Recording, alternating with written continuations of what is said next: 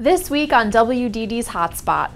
It's true, brain implants, electrical devices inserted into the brain, have allowed the deaf to hear, the blind to see, and the paralyzed to use their arms. But right now, these implants require invasive surgery and are often made of steel or other metals that cause scarring. But now, a tiny new brain implant is changing all that. It can be injected directly into the brain from a syringe, minimizing damage to brain tissue, and it can be applied without invasive surgery. So how does it work? The small mesh implant has very fine metal lines of circuitry embedded, and electrodes and sensors mounted at the intersections of the wires.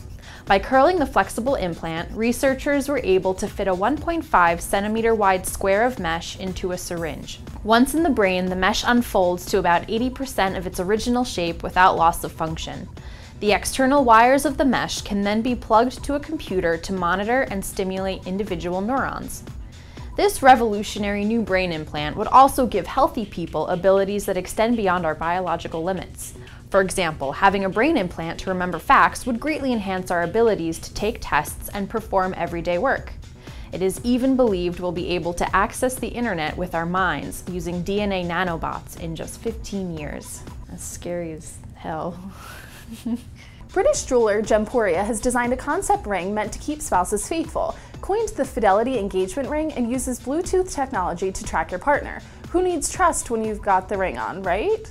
The chip, which fits behind a square-cut diamond, was initially installed as a ring tracker in case of loss or theft, but its appeal as a tracking device soon became clear. Smaller than a thumbnail, this sophisticated GPS tracking technology is slotted behind the jewel of the ring, which has currently been designed in 2 different prototypes. But what both prototypes have in common is that they will report the location of the ring at all times. Apparently, for the jealous types, it also gives information into where the wearer is, which is very creepy. While the invention of the ring sparks debates about personal safety and tracking technology, the jeweler argues that maintaining an open and honest approach when purchasing and distributing the ring is key to using it responsibly. Gemporia is also exploring the possibilities of expanding their range and designing children's jewelry with tracking devices installed so you can track their every move. To track your spouse or your child, check out the link below.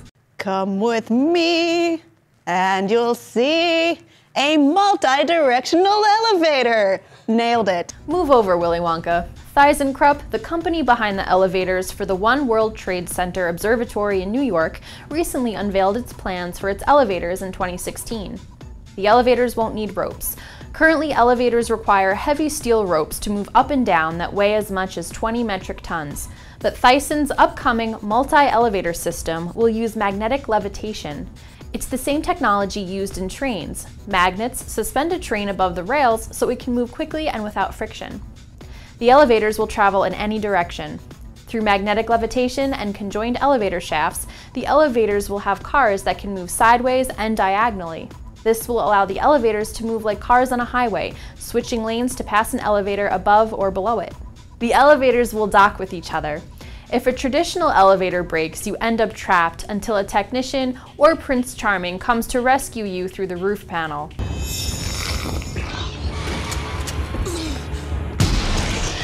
But Thyssen is planning a system where elevators can dock with one another, like space shuttles. So if you get stuck, another elevator can drive up to you, dock, and offload stranded passengers. And finally, the elevators will be faster. Thyssen's elevators will have pressurized cabins, like an airplane, allowing the elevators to shoot up as fast as anyone could want. I don't know about you, but I'm pretty stoked that riding the elevator to work will soon turn into an amusement park ride. Hopefully just not the Tower of Terror. Soon, before you head out to bask in the sun, you'll be able to slap on this tiny device that will let you know when you've had enough. Researchers at the RMIT in Australia have created wearable stretchable sensors that can be worn on the skin, capable of detecting ultraviolet radiation and dangerous gases.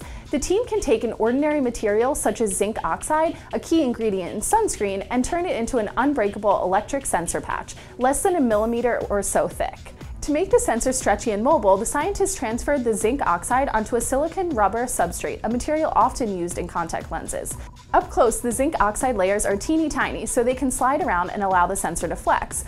RMIT's sensor is completely flexible and transparent, so it could easily be added to clothes, wristbands, or any wearables. Because the sensor can detect UV radiation, it's suitable to wear outdoors, and your smartphone can alert you when you've had enough PTRs. Primetime rays, that is. The sensor can also sense some of the contributors to smog, including nitrogen dioxide, so people can monitor how much smog they've been exposed to. Because the materials are so cheap, the potential for these devices is great and very cost-effective. And because zinc oxide is already manufactured in large quantities for sunscreen, there's really no issue when it comes to acquiring the resources. The team is still working on adding more functionality to the sensor with the aim of making devices that seamlessly integrate with the human body. That's all for this week's video. Be sure to check in on Facebook and Twitter and catch past episodes on wirelessdesignmag.com. For the WDD channel, I'm Janine Mooney. Thanks for watching. Bye!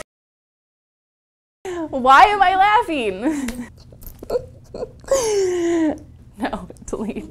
Start again. I get a lisp every time.